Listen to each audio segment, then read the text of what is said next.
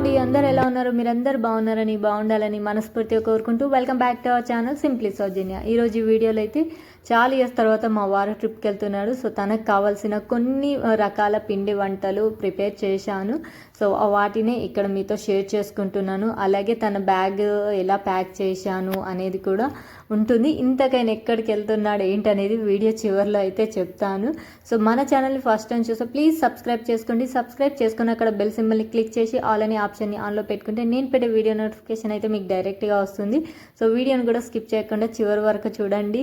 అలాగే లైక్ చేయడం అస్సలు మర్చిపోవద్దు. మీరు ఇచ్చే లైక్ నాకు చాలా సపోర్టెడ్గా చాలా మోటివేట్గా ఉంటుంది. సో వీడియోలకైతే వెళ్ళిపోదాం. సో ఈరోజు ఆయన ట్రిప్కి వెళ్తున్నాడు. ఇది వచ్చేసి ఆదివారానికి సంబంధించిందని ఎంత హడావుడి ఉందో అంటే లాస్ట్ మూమెంట్ వరకు తెలుసు తను వెళ్తాడని, కానీ ఎలాంటి ఐటమ్స్ ఏమొద్దు, ఫ్రెండ్స్తో వెళ్తున్నాం కదా, మేము ఏదన్నా ఉంటే బయట తీసుకుంటామని అన్నారు. సో అలాగనే ఊరుకున్నాను నేను. కానీ మనకు ఆడవాళ్ళకి ఎలా ఉంటుంది, ఏదో ఒకటి చేసి పెట్టాలి మన చేత్తో అన్నట్టు ఉంటుంది కదా. అందుకని నేను కొన్ని రకాల ఐటమ్స్ అయితే ప్రిపేర్ చేస్తున్నాను. అందులో వచ్చేసి మోస్ట్లీ మా ఆయన వెళ్ళేది night journey. So night journey అంటే ఆయన ఇక్కడ నుంచి ఆఫ్టర్నూనే వెళ్ళాలి. ఆఫ్టర్నూన్ వెళ్ళాలంటే డిన్నర్కి ఏదో ఒకటి ఉండాలి కదా తినడానికి. రైస్, మా వారు ఎక్కువ రైసే తింటారు. సో పులిహోర, తను ఏం కావాలి అంటే పులిహోర చేయమన్నాడు. సో అందుకని ఇక్కడ చింతపండు పులిహోర చేస్తున్నాను. చింతపండు పులిహోర నా స్టైల్లో నేను ఎలా చేస్తానో ఒకసారి చూసేసేయండి. సో ఇంకొకటి ఏంటంటే ఇది టిప్ లాగా కూడా పనిచేస్తుంది మీకు. ఎప్పుడన్నా మనకు హడావుల్లో ఎక్కడికన్నా వెళ్ళేది ఉంది, తొందరగా కావాలి పులిహోర అంటే ఇది చాలా ఈజీ మెథడ్.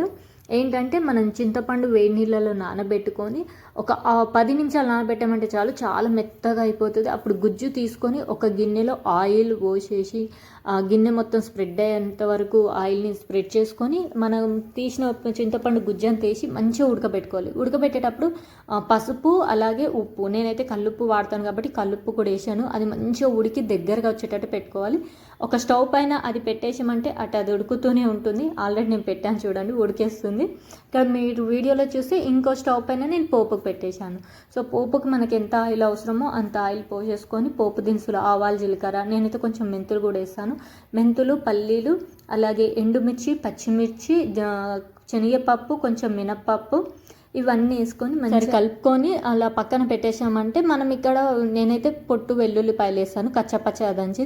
ఇవి కూడా వేసుకొని కొంచెం గోల్డెన్ బ్రౌన్ కలర్ వచ్చే వరకు, అంటే ఆ పచ్చిమిర్చి మసాలా అంతా వేగిపోతుంది. మంచిగా వేగిపోయింది చూడండి. ఇప్పుడు ఇక్కడ నేను పసుపు కొంచెం వేస్తాను, ఎందుకంటే ఆల్రెడీ చింతపండు గుజ్జులో వేసేసాను కాబట్టి ఇక్కడ కొంచెమే పసుపు వేసాను. వేసి ఇంగువ పులిహోర అంటేనే ఇంగువ అండి, చాలా బాగుంటుంది. ఒక్కసారి ట్రై చేయండి. సో ఇంగువ కూడా యాడ్ చేశాను. యాడ్ చేసేలోకి అక్కడ చింతపండు గుజ్జు కూడా మనకు మంచిగా ఉడికిపోయి చూడండి దగ్గరకు వచ్చింది. ఇంకోటి ఇక్కడ ఏంటంటే చింతపండు గుజ్జు ఉడికేటప్పుడు పైన చిల్లుతుందండి, అందుకే నేను మూత పెట్టేశాను. మన పోపు కూడా అయిపోయింది. పోపు కూడా ఆ చింతపండు గుజ్జు కొంచెం గోరువెచ్చగా అయిన తర్వాత కలిపేసుకున్నామంటే ఈ పులుసు చాలా రోజులు ఉంటుంది మనకి. అలాగే మనము ఉడకపెట్టుకున్న చింతపండు గుజ్జు అలాగే స్టోర్ చేసుకున్న మనకి నెల రోజుల వరకు, నెల కాదండి 2 నెలల వరకు పాడవకుండా ఉంటుంది. ఫ్రిడ్జ్లో అయితే 2 months 3 months వరకు ఉంటుంది, బయట అయితే 1 month వరకు ఈజీగా ఉంటుంది. సో పులిహోర పులుసు మసాలా అన్నీ కలిపేసి వెంటనే బియ్యం పెట్టేసాను స్టవ్ పైన. అలాగే ఇంకొక ఐటమ్ ఏంటంటే మా వారికి చెక్కలు అంటే చాలా ఇష్టం. చెక్కలు అంటే మేమైతే అప్పాలు, గారెప్పాలు అంటాము. సో అవి కూడా ఇక్కడ చేస్తున్నాను, కొంచెమే తీసుకున్నాను. ఇవి చేస్తుంటే కూడా మా వారు వెనక నుంచి వద్దు టైం అవుతుంది. ఆల్మోస్ట్ ఇది నేను స్టార్ట్ చేసేసరికి 1 అయింది. సో పులిహోర 1 అయిపోయినాయి, కానీ ఈ అప్పాలు ఎందుకంటే ఆయన 3 o'clock వరకు ఇంట్లో నుంచి వెళ్ళిపోవాలి. సో అందుకని వద్దు నా బ్యాగ్ ప్యాక్ చేయి అని చెప్పి అంటున్నాడు. అతను అంటూనే ఉన్నాడు, ఇక్కడ నేను చేస్తూనే ఉన్నాను. సో ఇక్కడ ఏంటంటే నేను బియ్య పిండిలో ధనియాలు, కొంచెం మినప్పప్పు కాదండి, నానబెట్టిన శనగపప్పు, నువ్వులు, ఉప్పు, కారం, కొద్దిగా పసుపు, ఇంకా కరివేపాకు, కొత్తిమీర, అక్కడే అలాగే వేడి నీళ్ళు. నేను చల్లనీళ్ళతోనే చేస్తాను ఎప్పుడు కూడా మురుకులు కానీ అప్పాలు కానీ ఇప్పుడు టైం లేదు, కొంచెం పిండి ఎక్కువసేపు నానబెట్టడానికి వీలు లేదని చెప్పి వేడి నీళ్ళు అయితే మసలు పెట్టుకున్నాను. నీళ్ళల్లో కొంచెం ఆయిల్ కూడా పోసాను. అలాగే కొత్తిమీర కరివేపాకు లేదండి, ఉన్నదేశాను. ఎందుకంటే మాకు మండే వస్తేనే మార్కెట్ అప్పుడే ఉంటాయి. సో వేడి నీళ్ళు కూడా మంచిగా మసలాయి.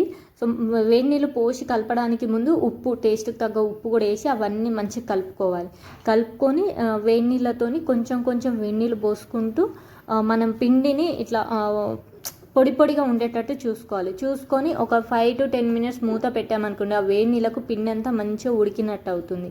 అంతలోపు నేను మా వారి లగేజ్ ఏమేమి ఉన్నాయి అవన్నీ తీసి పెట్టానా లేదా అన్నీ కరెక్ట్ ఒకసారి చెక్ చేసుకొని, ఇది అప్పాల మిషన్ అంటాం మేము, అదే గారాల మిషన్ తీసి అయితే కింద పెట్టుకుని, చూసారా పిండి ఎంత బాగా అయిందో, మంచిగా ఉడికిపోయింది ఆ వేడి నీళ్ళకు. ఇప్పుడు పిండిని మంచిగా ముద్దలాగా పిసుకోవాలి. ఇక్కడ మనకి నీళ్ళు ఎక్స్ట్రా యాడ్ చేయాల్సిన అవసరం ఉండదు. మేబీ కావాలనుకుంటే కొంచెం ఆల్రెడీ వేడి చేసిన నీళ్ళు ఉన్నాయి కదా, అవి చిలకరించుకొని ముద్దలాగా చేసుకోవాలి. అయితే నేను ఇలా కొంచెం పిండిని ముద్దలా చేసి పక్కన పెట్టుకొని మళ్ళీ అంత ఒక దగ్గర ఇలా ఒక ముద్దలాగా చేసుకున్నాను. పిండి అయితే చాలా సాఫ్ట్గా అయింది. ఇప్పుడు ఇక్కడ ఒక ట్రిక్ చెప్పాలి. మా వారి చేస్తుంటే కూడా, వద్దు నాకు టైం అవుతుంది, నాకు బ్యాగ్ ప్యాక్ చేయన్నాడు. అందుకని చెప్పి అది పక్కన పెట్టి కిచెన్ ప్లాట్ఫామ్ యాజ్ యూజువల్ మనకి నీట్గా ఉండాలి, అందుకని అది క్లీన్ చేసుకొని తన బ్యాగ్ సదరడానికి అయితే వచ్చాను. జస్ట్ 3 to 4 days ట్రిప్ అండి.